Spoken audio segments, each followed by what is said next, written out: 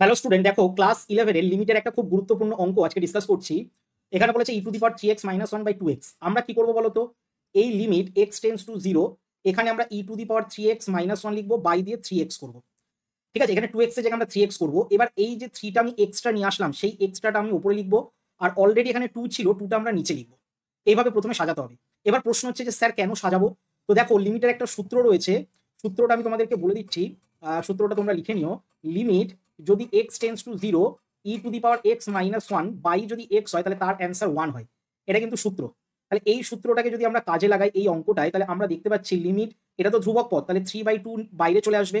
এবং এই পদটা আমরা দেখতে পাচ্ছি এটার সাথে ম্যাচ খাচ্ছে, e⁻x - 1/x, এটার মান 1, তার মানে এটার মানও 1 হবে, তাই 1 দিয়ে এটাকে গুণ করে দেবো। তাহলে 3/2 হচ্ছে এই অঙ্কটার অ্যান্সার। ঠিক আছে, আমরা অপশনে দেখতে পাচ্ছি 3/2, যেটা অপশন এ তে রয়েছে।